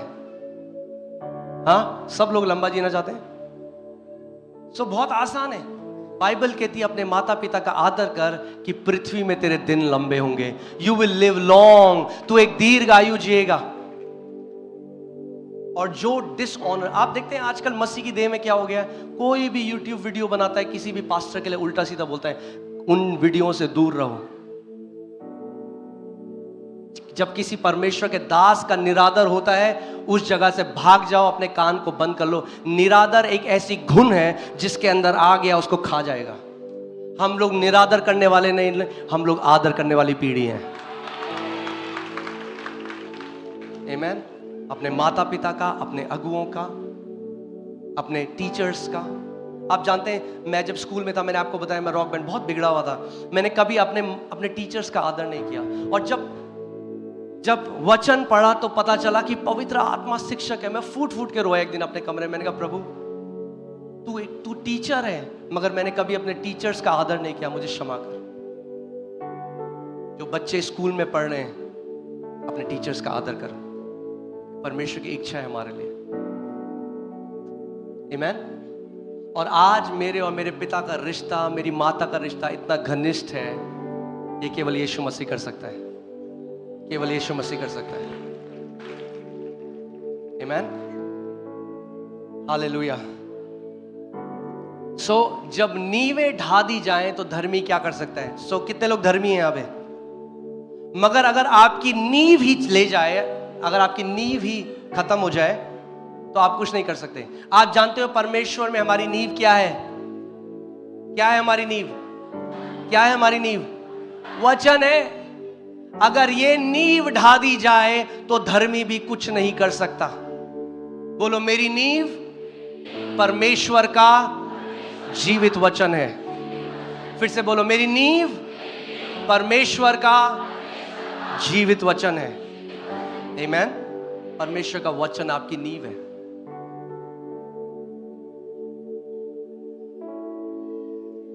आज मैं कई यंग लोगों को देखता हूं, वो केवल वर्शिप के दीवाने हैं। ओ नाचेंगे, जब वो नाचूंगा गाऊंगा पगलों के समान, और फिर जब वचन आएगा फिर चुपके से भाग जाऊंगा जब वचन प्रचार होगा।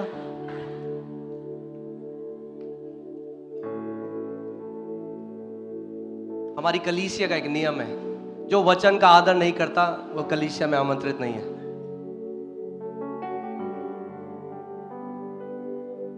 आमीन। कई बार क्या होता है, वर्शिप टीम वर्शिप करेंगी, उसके बाद पीछे चली जाएंगी और पास्टर जी प्रचार करें, उन्हें कोई मतलब नहीं। हमारे यहाँ वो कल्चर नहीं है। उसके वचन सब चीजों से ऊपर है।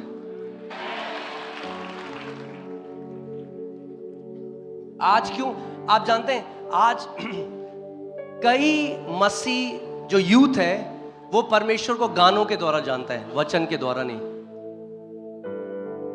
एक भाई थे, वो हमारे घर में आते थे, ये बात है करीबन 2008 की, दिल्ली में। तो जब वो घर आते थे तो कहते थे, मैं कहता और कैसे हो भाई? तो बिल्कुल बढ़िया। कहते थे वो जैसे वो गीत है ना, खुदा से मांगो मिलेगा उसका वादा। फिर वो बोलते, अच्छा जैसे वो गीत है ना, नाचूंगा गाऊंगा, तो गीतों से बताते थे। अरे गीत से नहीं जान सकते हम, वचन से जान सकते हैं परमेश्वर। जब शैतान आया तो यीशु मसीह ने कहा, पतरस सी कॉर्ड दो, हाँ आप बेस में रेडी रहो, अब हम भजन करेंगे। उसने गाना नहीं गाया जब शैतान आया, उसने कहा शैतान लिखा है।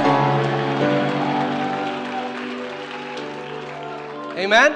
शैतान को अगर हराना है, जयवंत जीवन जीना है, तो केवल परमेश्वर के वचन के द्वारा होगा। वचन के प्रेमी बन जाओ। अगर आप वचन का आदर देने लगे तो परमेश्वर आपको वहां ले जाएगा जहां आप सोच भी नहीं सकते।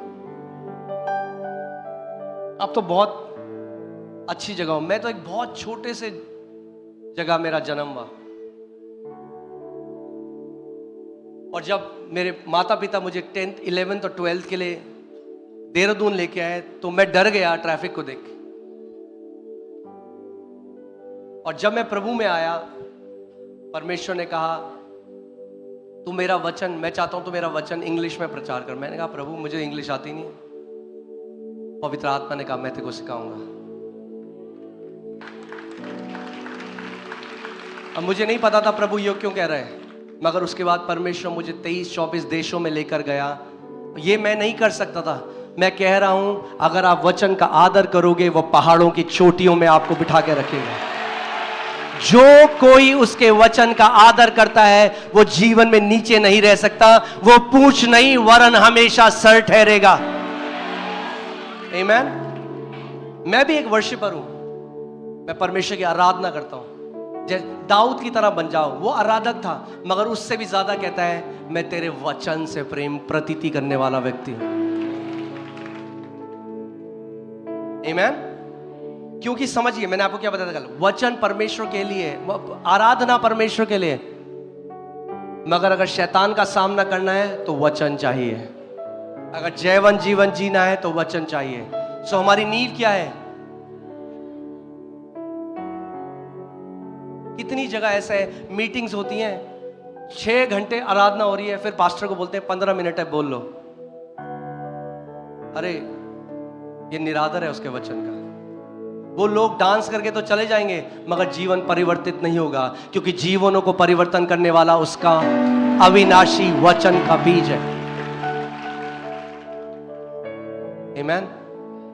मैं आपको आज ये कुंजी देकर जा रहा हूं। मैं आपको बता रहा हूं, जितने लोग यहां हो, अगली बार अगर हम आएंगे, आप उस लेवल में रहने वाले नहीं हो, आप ऊंचे जा चुके होंगे। आमीन। ये उसके वचन की सामर्थ्य है। मैं और मेरा दोस्त जो मैंने बताया, हम लोग साथ में प्रभु में आए, और मैं परमेश्वर के वचन से प्रेम लगा, और वो केवल भविष्यवाणी के पीछे भागने लगा। कोई प्रभु का भविष्यद्वक्ता मिल जाए जो एक प्रोफेसी कर दे, हाँ होता है कि नहीं? यहां पे अगर हम बोले बाइबल स्टडी हो रही है, कितने लोग आएंगे? 20-30। हम बोलेंगे एक परमेश्वर का भविष्यद्वक्ता आ रहा है, हर किसी के ऊपर भविष्यवाणी, और रोड जाम हो जाएगी, लोग घर नहीं जाएंगे। मुझे एक वचन दो, और वो अगर बोलेगा यहोवा कहता है तू ब्लेस्ड है, तो बोले आमेन। अरे ये चीख चीख के कहती है कि तुम ब्लेस्ड हो, क्यों नहीं मानते जो वचन में लिखा है? जो वचन में लिखा है वो क्यों नहीं मानते? बाइबल में पहले से 6000 से ज्यादा प्रतिज्ञाएं जो कहती है परमेश्वर ने हमें हर एक आत्मिक स्थानों में सारी आशीषें दी है। आपको उस जगह पहुंचना है कि जब आप घर में बाइबल पढ़ो और जैसे जब एक भविष्यवाणी मिलती है तब जो वैसे ओ आमेन हालेलुया, मुझे वचन मिल गया। आमेन। क्योंकि मैं आपको बता रहा हूं, अगर एक भविष्यवाणी हुई है, हो सकता है पूरी हो सकता है ना हो, क्योंकि नहीं पता प्रभु की तरफ से है कि नहीं, मगर अगर लिखा है और उस पर खड़े हो गए तो 100% पूरा होगा, 100% पूरा होगा। सो मैं आपको बता रहा हूं, मेरा जो दोस्त था उसे किसी ने बोला कि प्रभु कहता है तू ऑटोमोबाइल कार का बिजनेस शुरू कर। उसने कर्जा लेकर एक कार ले ली। मैं आपको बता रहा हूं हम दोनों की जर्नी, मैं वचन पे बढ़ने लगा, वो भविष्यवाणियां ढूंढने, अलग अलग शहरों में जाता, मेरे सर पे हाथ रख दो, एक वचन दे दो, मेरे सर पे हाथ रख। मगर मैं क्या कर रहा था? मैं अपने कमरे में वचन पे बढ़ रहा था। और कार का बिजनेस शुरू किया, नीचे चली गई।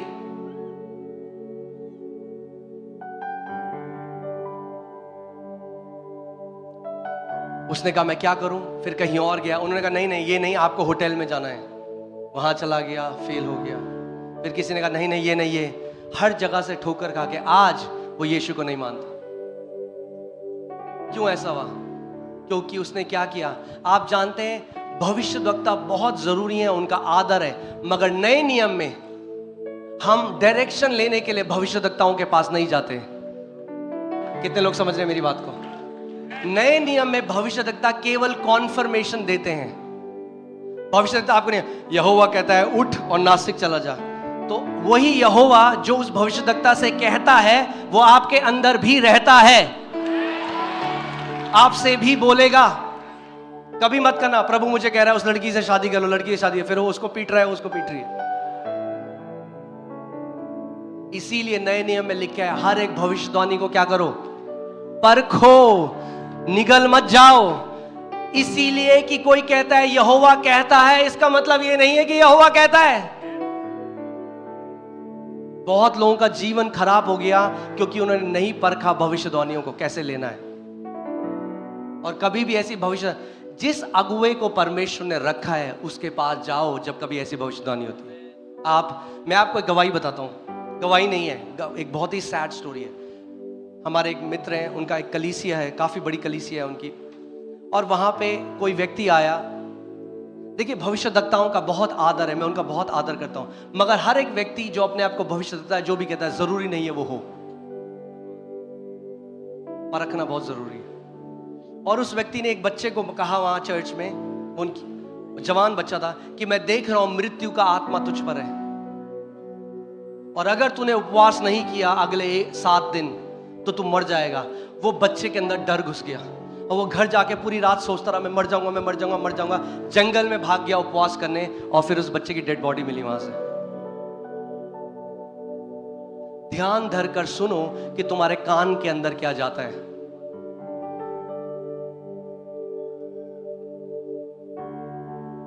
ये नींव बनाओ अपनी। ये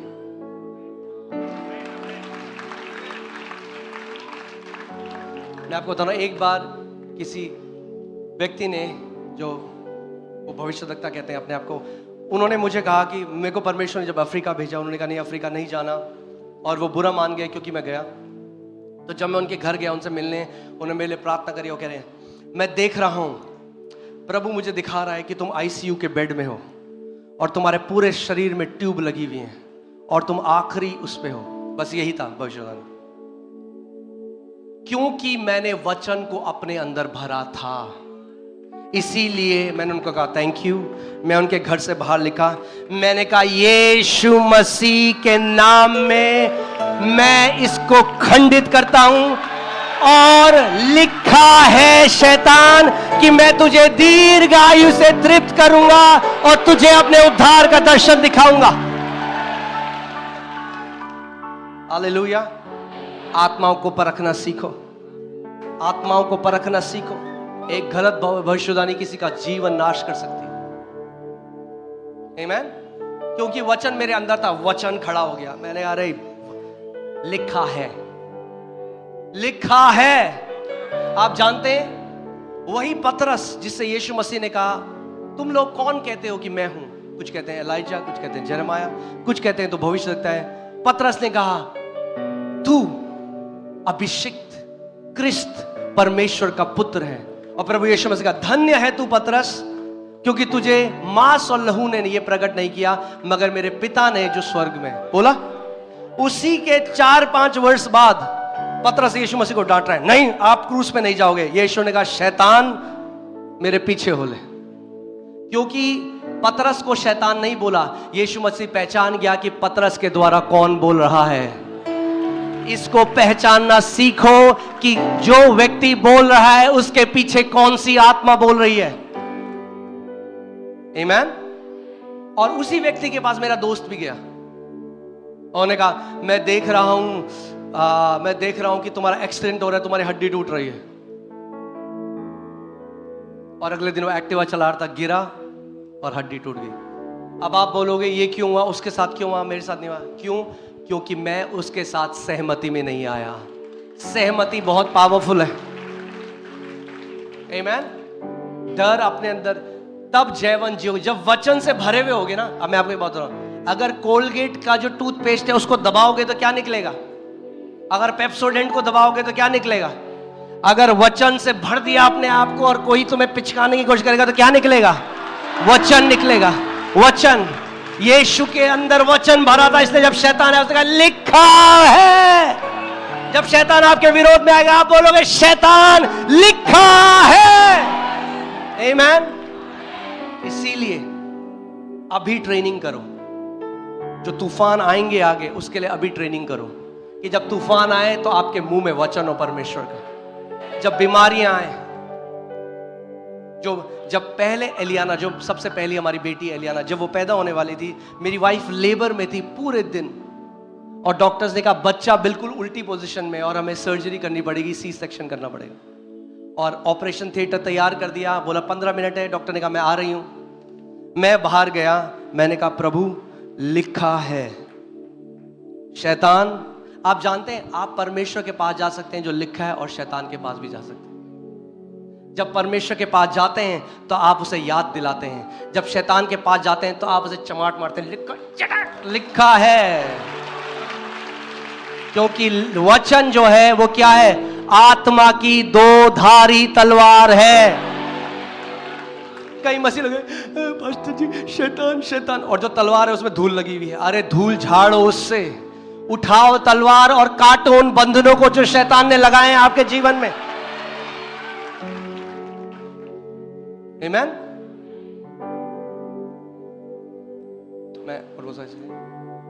मैं क्या बोल रहा था? I just want to take you somewhere. Yes. So एलियाना, मैं बाहर गया, मैंने कहा प्रभु लिखा है the seed of the righteous shall be delivered. मैं उस वचन पे खड़ा हो गया, प्रभु मैं तेरे वचन पे खड़ा होता, लिखा है जो धर्मी जन की जो संतान है वो छुटकारा पाएगी। मैंने कहा मेरी वाइफ पे, मेरे बच्चे पे कोई सर्जरी का नाइफ नहीं चलेगा। डॉक्टर अंदर गई थिएटर के, मैंने कुछ गिड़गिड़ाया नहीं, भीख नहीं मांगी, वो प्रतिज्ञा बोलने लगा जो लिखा था। डॉक्टर वापस आई, कह रही अरे बच्चा बिल्कुल परफेक्ट पोजीशन में, सर्जरी की कोई जरूरत नहीं है।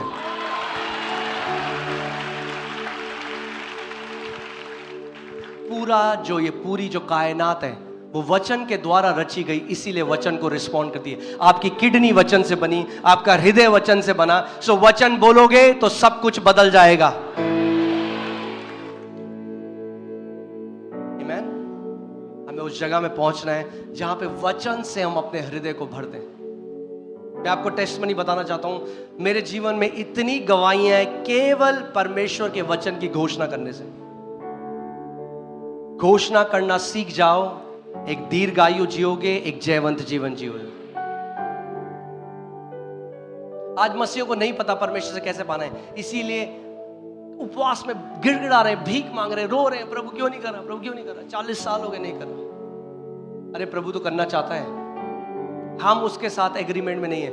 आमोस की पुस्तक में लिखा है, यदि जो जन एक मन के ना हो तो साथ में कैसे चलेंगे। अगर बाइक के 2 टायर हैं, एक इधर जा रहा है एक इधर जा रहा है, तो बाइक आगे नहीं जा सकती। परमेश्वर कह रहा है मैंने तुझे धर्मी बनाया, मैं कह रहा हूं ओ प्रभु मैं पापी हूं, प्रभु कह रहा है अरे प्रकाशन चाहिए तुझे, वो बोल। आप जानते हैं जो कन्फेशन है, जो शब्द कन्फेशन है, कन्फेशन क्या बोलेंगे, अंगीकार जो शब्द है, वो ग्रीक शब्द होमोलोगियो से आता है, और होमो का मतलब है वैसा ही, और लोगियो बोलना। सो अंगीकार, कई बार जब हम अंगीकार सोचते हैं, हम क्या सोचते हैं, पाप का अंगीकार। अरे असली में अंगीकार विश्वास का अंगीकार है, यानी आप वो बोलो जो परमेश्वर बोलते हैं अपने वचन में। आमीन। हमारे पास समय बहुत ज्यादा नहीं है, तो मैं जल्दी से, ओ हालेलुया। कितने लोग ऐसी सफलता देखने जाते हैं, ग्रोथ देखने जाते हैं, सोते सोते आप बढ़ते जाओगे, सोते सोते, हाँ सोते सोते। मैं वचन से दिखाऊंगा आपको, ऐसी नहीं, मैं कुछ आपको एक्साइट करने के लिए नहीं बोला। आपको रात को एक काम करना है और सो जाना है, और बढ़ते जाओगे बढ़ते जाओगे बढ़ते जाओगे बढ़ते जाओगे बढ़ते जाओगे, सोते सोते बढ़ते जाओगे। तैयार हो आप? ओके, पास समझ पढ़िए मरकुस 4:26 से 29। प्रभु यीशु मसीह कह रहा है, ध्यान से सुनिए। मरकुस 4:26। फिर उसने कहा, यानी प्रभु यीशु मसीह ने कहा, परमेश्वर का राज्य ऐसा है, परमेश्वर का राज्य ऐसा है। ये किसकी बात कर रहा है? परमेश्वर के राज्य में। आप कहां पे हो? परमेश्वर के राज्य में, यानी हम लोगों के लिए कह रहा है, परमेश्वर का राज्य ऐसा है जैसे कोई मनुष्य भूमि पर बीज छीटे और रात को सोए और दिन को जागे। एक मिनट बोलो, रात को सोए दिन को जागे। फिर से बोलो, रात को सोए और दिन को जागे। जिनको रात को नींद नहीं आ रही, अभी प्रभु चंगा कर रहा है, रात को अच्छे से सो गया, बहुत अच्छे से। आमीन। कोई बेचैन वाली नींद नहीं रहेगी। परमेश्वर का वचन कहता है He gives his beloved sleep। अपने प्यार करने वालों को वो क्या देता है? बहुत सुंदर गहरी नींद देता है। आमीन। ठीक है पास्टर जी, अब और बोलिए आगे। और वह बीज ऐसे उगे, हाँ, और बढ़े, हाँ, कि वह नहीं जानता कैसे। हो। फिर से एक चीज बोलेंगे, बोलो, मनुष्य भूमि पर बीज छीटे, रात को सोए दिन को जागे, और वह बीज ऐसे उगे कि वह ना जाने। आपको भी नहीं पता चलेगा कैसे बढ़ते जाओगे, बढ़ते जाओगे, बढ़ते जाओगे। प्रभु ने क्या कहा? मगर आपको एक काम करना है। क्या करना है? क्या करना है? बीज को बोना है और रात को सोना है। बोलो, बीज को बोना है, रात को सोना है, और बढ़ती होती जाएगी। आमीन। आगे देखिए, पृथ्वी आप से आप फल लाती है। हाँ जी, पृथ्वी आप से आप फल लाती है। पृथ्वी आप से, आपका जो बढ़ोती आपका काम नहीं है, जानते हैं? बढ़ना, आपकी बढ़ोती परमेश्वर का काम है। पौलुस कहता है, मैंने बोया, अपोलोस ने सींचा, परमेश्वर ने बढ़ती दी। बढ़ती परमेश्वर देता है, आपको केवल बोना और सींचना है। आमीन। सो फिर से बोलिए पास्टर साहब। पृथ्वी आप से आप फल लाती है। आप से आप फल लाती है। आपने देखा, आपने कोई बीज बो दिया और अब वो बीज कर रहा है, और तब आता है अंकुर। बीज अगर पृथ्वी के अंदर चला गया तो अपने आप बढ़ेगा। बीज अगर आपके हृदय रूपी भूमि में चला गया तो अपने आप बढ़ेगा। फिर से बोलिए आगे। पहले अंकुर, तब बाल, और तब बालों का तैयार दाना, और तब बालों में तैयार दाना। हालेलुया। ये वाले बाल नहीं कह रहे हैं। हाँ, वैसे प्रभु चाहे तो ये बाल भी दे सकता है। आमीन। जो मुर्दों को जिंदा कर सकता है वो सब कुछ कर सकता है। आमीन। सो बाल, अंकुर, तब बालों में तैयार दाना, परंतु जब दाना पक जाता है तब वह तुरंत हंसिया लगाता है, क्योंकि कटनी आ पहुंची है। अब बीज को छींटने की तो बात हो रही है, मगर बीज क्या है? लूका 8:11, लूका 8:11। दृष्टांत का अर्थ यह है, दृष्टांत का अर्थ यह है, बीज परमेश्वर का वचन है। क्या है बीज? क्या है बीज? गाना नहीं है, नाचूंगा गाऊंगा, नाचो गाओ मगर बीज बो। आमीन। बीज नहीं बोगे और जब शैतान आएगा तो क्या बोलोगे? कई बार मैंने देखा दुष्ट आत्माएं प्रकट हो रही हैं तो लोग गाना गाने लग जाते हैं और दुष्ट आत्माएं भी डांस कर रही होती। यीशु मसीह ने कैसा निकाला दुष्ट? भाई गाना नहीं गाया, उसने कहा मेरे नाम से तुम दुष्ट आत्माओं को निकालोगे। आमीन, हालेलुया। सो फिर से पढ़िए उस आयत को। दृष्टांत का अर्थ ये है, दृष्टांत, ये जो दृष्टांत है इसका अर्थ ये है, बीज परमेश्वर का वचन है। बीज परमेश्वर का वचन है। अब एक बात बताओ, एक बीज के अंदर ये सामर्थ्य है कि वो एक महान जंगल बन सकता है, जानते हैं? तो अब आपका जीवन जैसा है ना, अब ना आज से अपनी मम्मी को दोष लगाना, ना अपने पापा को, ना अपने पास्टर को। आपके जीवन में जो फल है वो इसलिए है कि आपने कैसा बीज बोया है, किसी और पे नहीं है। आप कितने लोग चाहते हैं फलों से लदा हुआ जीवन? तो सुबह शाम परमेश्वर का वचन का बीज बो, जब समय मिले परमेश्वर के वचन का बीज बो, क्योंकि जैसे बीज आपके अंदर जाएगा आपको भी पता नहीं लगेगा, अपने आप उगने लग जाएगा और फल आने लग जाएंगे। मैं आपको अपने जीवन से बताता हूं, जब प्रभु ने, जब मैं आया परमेश्वर के सेवकाई में, हम लोग बिल्कुल कर्जों के अंदर थे। अगर कोई यहां पे कर्जों में है तो मेरी बात ध्यान से सुनिए। कर्जों के अंदर, कर्जों में नहीं थे, कर्जों के अंदर दबे हुए थे। रोज बैंक से कॉल आते थे और वो बहुत ही गंदी तरीके से बात करते थे, गालियां देते थे, और मैं प्रार्थना करता था, प्रभु हटा, कब हटेगा प्रभु? मैं गिड़गिड़ाता था परमेश्वर आगे, मगर कुछ नहीं हो रहा था। छत में जाके रोता था कि प्रभु ये क्या हो रहा है। बहुत सारे कर्जों के अंदर था। और एक दिन जब मैं वचन पढ़ रहा था तो पढ़ते पढ़ते मैं इफिसियों 1:3 में रुक गया, और उसमें लिखा है, एक बार पढ़ देंगे पास्टर सामर्थ? इफिसियों 1:3, आप ध्यान से सुनिए।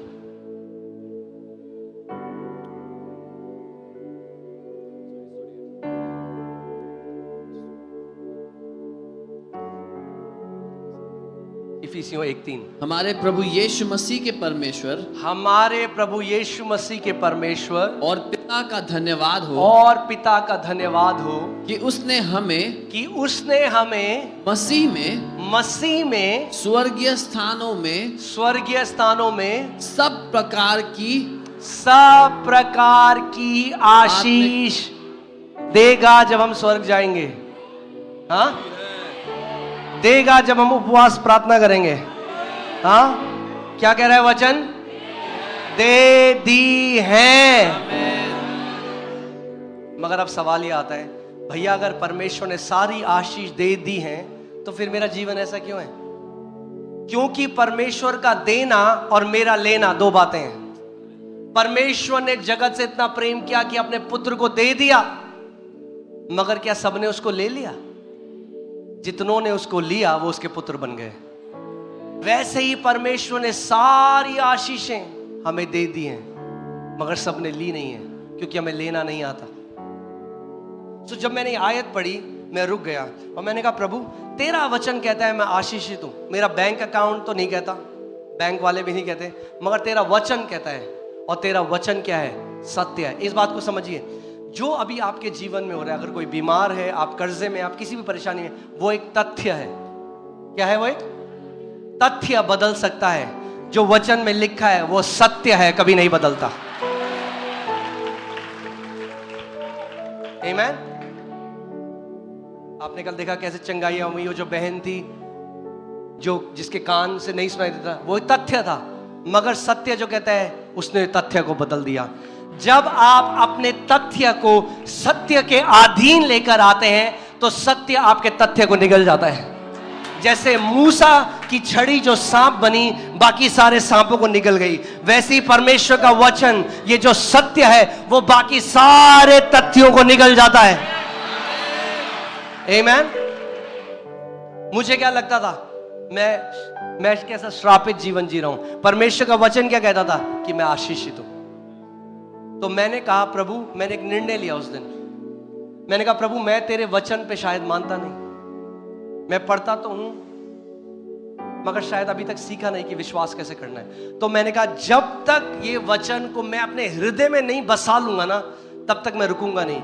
आप जानते हैं नए नियम में लेबर करना या मेहनत करना, जो नए नियम में मेहनत करना है वो है वचन को अपने अंदर डालना। यही मेहनत है। अब यही मेहनत है नए नियम में। जिसने ये मेहनत कर दी वो राजा की तरह राज्य करेगा इस दुनिया में। आप लगाइए, एक दिन ऐसा था कि हमारे घर पे कुछ नहीं था, तो हमने कुछ सिक्के ढूंढे और उससे एक बन लिया। मैं वहां से आज आपको वहां बात बता रहा हूं जहां आज हमारी मिनिस्ट्री करोड़ों रुपए का खर्चा है। जो प्रभु ने मेरे लिए किया वो आपके लिए भी करेगा। आमीन। जितने कर्जों में हैं, आप कर्जों से बाहर आने वाले हो यीशु के नाम में। क्यों? आप जानते हैं कर्जा हम ये परमेश्वर को महिमा नहीं देता।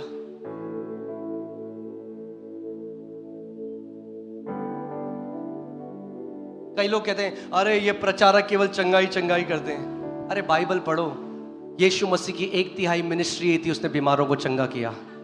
और जब हमें सुसमाचार प्रचार करने के लिए भेजा तो ये नहीं बोला केवल सुसमाचार प्रचार करना। पूरी कमांडमेंट क्या है? पूरी कमांडमेंट क्या है? Preach the gospel, heal the sick, cast out demons, cleanse the leper. उसने कहा वचन का प्रचार करना। उसने कहा वचन का प्रचार करो और बीमारों को चंगा करो। अदरवाइज हम उसकी आज्ञा को पूरा नहीं मान रहे, क्योंकि वचन केवल बातें नहीं है। यीशु मसीह जहां कहीं जाता था भीड़ को देखकर तरस खाता था। और हम लोग कई बार हम ना धार्मिक होकर ऐसी बातें बोल सकते हैं, अरे देखो चंगाई चंगाई कर रहे हैं, ज्यादा जरूरी आत्मा है। अरे जब आपकी किसी की बीवी या किसी का बच्चा हॉस्पिटल में होगा ना, तब उसे पता चलेगा कि चंगाई की कीमत क्या होती है। हमारा कई लोग कहते हैं अरे ये परमेश्वर करता था चंगा, अब नहीं करता, अब हॉस्पिटल है, डॉक्टर है। मैंने कहा वाह। सो परमेश्वर को अपना नाम बदल देना चाहिए। आई एम से आई वॉज कर देना चाहिए। मैं हूं नहीं, मैं था। परमेश्वर आप चंगा करते हो? नहीं नहीं बेटा, करता था, अब नहीं करता। मैं हूं नहीं, मैं था। अरे वो ग्रेट आई एम है, वो मैं, जो मैं हूं वो मैं हूं, वो कभी नहीं बदलता। हालेलुया। और अगर परमेश्वर नहीं करता चंगा, तो ये जो चंगा कर रहे हैं, आज कई लोग कहते हैं ये शैतान चिन्ह चमत्कार दिखा रहा है चर्च में। मैंने कहा वाह, परमेश्वर आज चंगा नहीं कर रहा, आज शैतान लोगों को चंगा कर रहा है। तो रोल बदल दिया है। परमेश्वर का मैं थक गया हूं यार, थोड़ा तू कर ले मेरे लिए। अरे शैतान चोरी करने, नाश करने और घात करने आता है। प्रेरितों के कार्य 10:38 में लिखा है, परमेश्वर ने कैसा यीशु नासरी को पवित्र आत्मा और सामर्थ के साथ बपतिस्मा दिया, जो भलाई करता फिरा और लोगों को अच्छा। परमेश्वर की नजर में जब लोग चंगे होते हैं, अपनी छुटकारा पाते हैं, तो पर वो भलाई है। आमीन। मैं क्यों कह रहा हूं कि मसीहों के लिए कर्जा परमेश्वर को महिमा। आप गाते हैं, आप अपने ऑफिस जाते हैं, बोलते हैं हमारा जो परमेश्वर है वो जीवित है, हमारा जो परमेश्वर राजाओं का राजा है, प्रभुओं का प्रभु है, जीवनों को बदलने वाला है। अच्छा भाई 5,000 रुपए देना, मेरे पास रुपए नहीं है। चल यहां से। क्या सुसमाचार की सामर्थ रही अगर मुझे किसी और अन्य जाति के सामने हाथ फैलाना पड़े और मैं कह रहा हूं मेरा परमेश्वर जीवित परमेश्वर है? तो अरे उसका वचन कहता है जो मेरी प्रजा है वो किसी से कर्जा नहीं लेगी, मगर जाति जातियों को कर्जा देगी। ये सत्य है। आपका तथ्य कह रहा है आप कर्जे, अरे सत्य के अधीन आ जाओ और वो घोषणा करने लग जाओ जो वचन में लिखा है। मैंने क्या किया? मैंने इस वचन पर रोज घोषणा करना शुरू। पास्टर सामर्थ हमारी पास्टर टीम में, वो जानते हैं मैं परमेश्वर के सामने, उसके सामने इस बात को बोल रहा हूं। आज तक हमारी मिनिस्ट्री में हमने एक डोनेशन, $1 कहीं देश से नहीं लिया।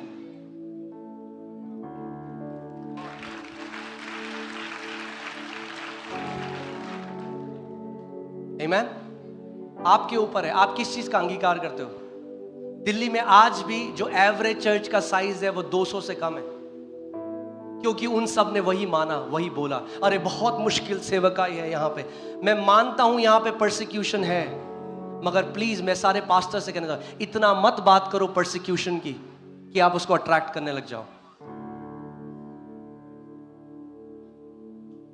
क्योंकि जैसा तेरा अंगीकार है, परमेश्वर का वचन कहता है वैसे।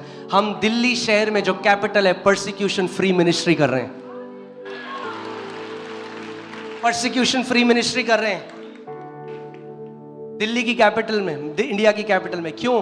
क्योंकि हमने घोषणा करी है, और मैं आपको बता रहा हूं, समय आ रहा है इंडिया में जब चर्च तेजोमय होगा और